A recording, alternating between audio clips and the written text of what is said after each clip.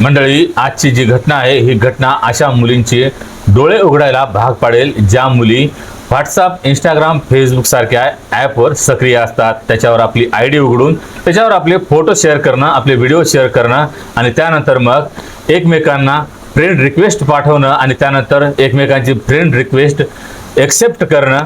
ज्या प्रकारे आईवडील आपल्या मुला-मुलींना शिकवण्यासाठी रात्रंदिवस कष्ट करत असतात, त्यांना शिकवत असतात, त्यांना कोणत्या ना कोणत्या मोठ्या पदावर पोहोचवण्यासाठी ते स्वप्न पाहत असतात, तेच आईवडील काय आपल्या मुलांची लग्न करू शकत नाहीत। पण आजची मुलं मुली हे आईवडिलांवर विश्वास न ठेवता आपल्यासाठी हे असे काही ऑनलाईनवर मित्र शोधत असतात। ज्या प्रकारे काही ऑनलाईनवर शॉपिंग केली जाते त्या प्रकारे हे आपल्यासाठी मुलं शोधत असतात आणि मुलं आपल्यासाठी मुली शोधत असतात आणि ह्यामध्ये दोघांमध्ये प्रेमसंबंध निर्माण होतात आणि त्यानंतर मग हे लिव्ह इन रिलेशनशिपमध्ये राहतात।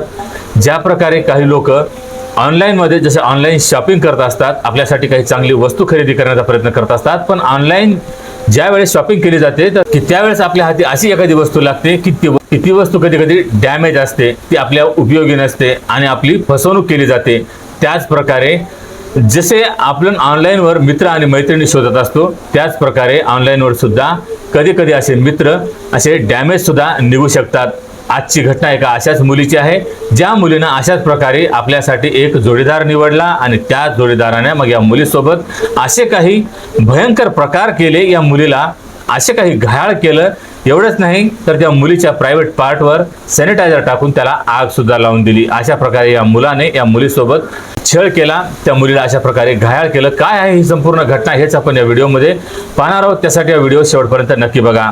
नमस्कार मंडळी, स्वागत आहे तुम्हा सर्वांचं पुन्हा एकदा आपल्या मराठी यूट्यूब चॅनलमध्ये।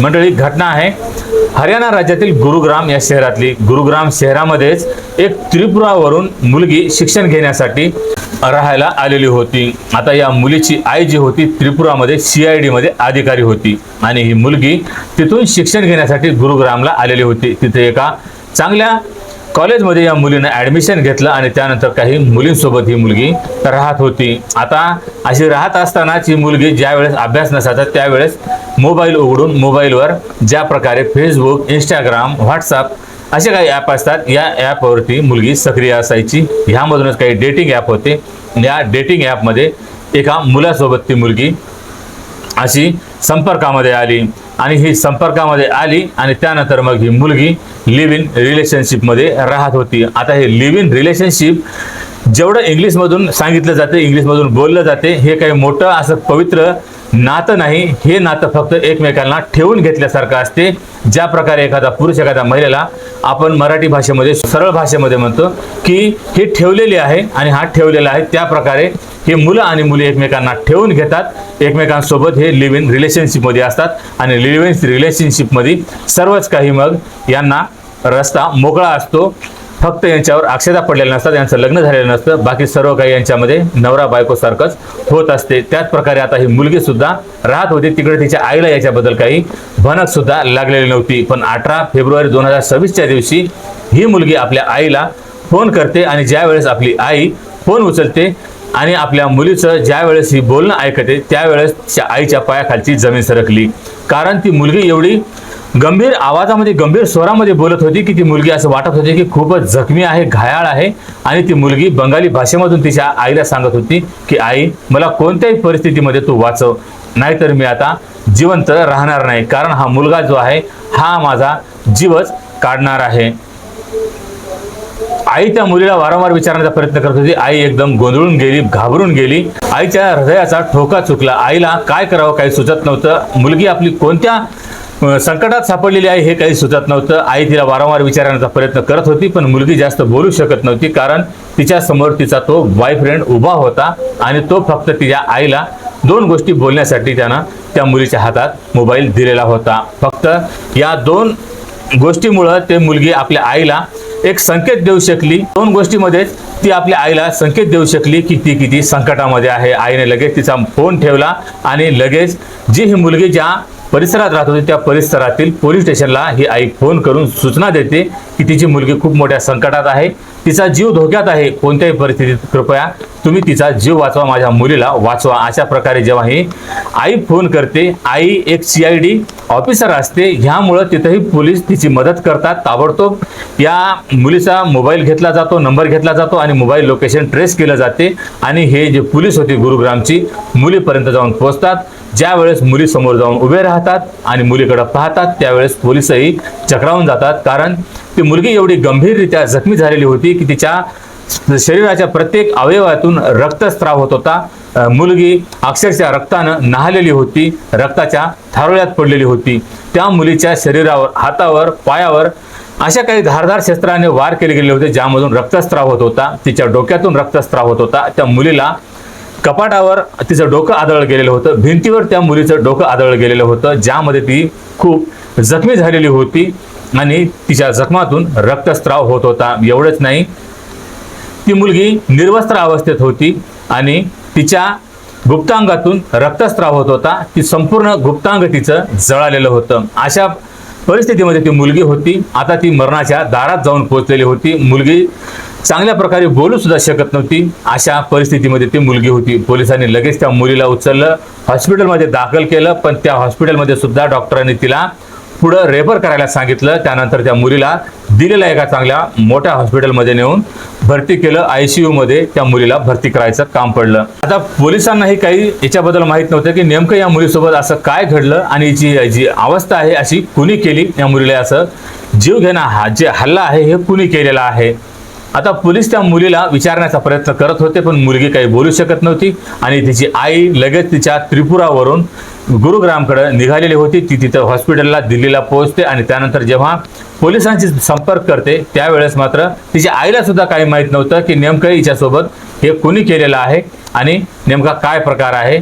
जेव्हा मुलीची प्रकृती थोडीफार सुधारते त्यावेळेस मुलगी मग जे काही तिच्यासोबत घडलेलं होतं हे पोलिसांना सांगायला सुरुवात करते. झालं असं होतं की ज्या वेळेस ही मुलगी इथं गुरुग्रामला शिकायला आलेली होती, सुरुवातीला ही मुलगी काही मुलींसोबत एका खोलीमध्ये राहत होती आणि त्यामध्ये ही मुलगी ज्या वेळेस मोबाईलवर सक्रिय असायची त्यावेळेस ही मुलगी एका डेटिंग ॲपवर पोहोचली आणि तिथं जाऊन मग ही मुलगी आपले काही ID उघडते आणि त्याच्यावर ही मुलगी काही आपले फोटो व्हिडिओ शेअर करते आणि एक मुलगा असाच मग या मुलीला फॉलो करतो आणि तो मुलगा या मुलीशी संपर्क करतो, तिला कमेंट करतो की तुम्ही दिसायला खूप सुंदर आहात. ही मुलगी सुद्धा त्या मुलाला पाहते, त्याचे सुद्धा ID होती, त्याचे सुद्धा काही फोटो होते, शेअर केले गेलेले व्हिडिओ होते. अशा प्रकारे आता ही मुलगी त्या मुलाला पाहते आणि मुलगाही हिला कमेंट करतो, मुलगी सुद्धा त्याचा रिप्लाय देते. त्यानंतर दोघांमध्ये असेच काही चॅटिंग सुरू होते. त्यानंतर दोघे एकमेकांना फ्रेंड रिक्वेस्ट पाठवतात, दोघे एकमेकांची फ्रेंड रिक्वेस्ट स्वीकार करतात आणि त्यानंतर मग दोघांमध्ये अशीच मैत्री पुढं सुरू झाली आणि त्यानंतर मग जो मुलगा होता यानेही तिच्यावर प्रेम करतो असं त्या मुलीला सांगितलं. मुलगीही त्याचं प्रेम स्वीकार करते आणि त्यानंतर मग अशाच प्रकारे दोघंही भेटायचं ठरवतात. दोघांची भेट झाली. दोघांची भेट झाल्याच्या नंतर दोघेही मग एके दिवशी एका हॉटेलमध्ये गेले. दोघांमध्ये शारीरिक संबंध सुद्धा स्थापित होतात. आता त्यानंतर मग एक वेळा दोघांमध्ये शारीरिक संबंध स्थापित झालेत. त्यानंतर दोघेही मग आता सोबत राहायचं असं सुद्धा हे एकमेकांना बोलतात आणि त्यानंतर मग ही मुलगी ज्या मुलींसोबत राहत होती त्या मुलींना सोडून देऊन त्यानंतर मग हे दोघे मिळून एक वेगळी खोली भाड्याने करून त्या खोलीमध्ये हे दोघे पती पत्नीसारखे मग जसं लिव्ह इन रिलेशनशिपमध्ये राहायला लागतात. आता यांची जी भेट होती ही मागील 2025च्या सप्टेंबर महिन्यामध्ये झालेली होती. तेव्हापासून जवळजवळ 4 ते 5-6 महिन्यापर्यंत हे असेच काही सोबत आता राहत होते आणि जसं जसं आता सोबत राहत होते सुरुवातीला तर दोघांमध्ये खूप गोडवा होता, दोघांमध्ये खूप प्रेम होतं. पण मात्र काही मागील दिवसापासून जो मुलगा होता शिवम, त्या मुलाचं नाव शिवम होतं, त्या मुलाच्या मनामध्ये असा काही संशय वाटत होता की ती मुलगी कोणातरी एखाद्या दुसऱ्या मुलाशी संपर्कात आलेली आहे, दुसऱ्या मुलावर प्रेम करते. आता याच्या मनामध्ये हे संशयाचं भूत शिरलेलं होतं.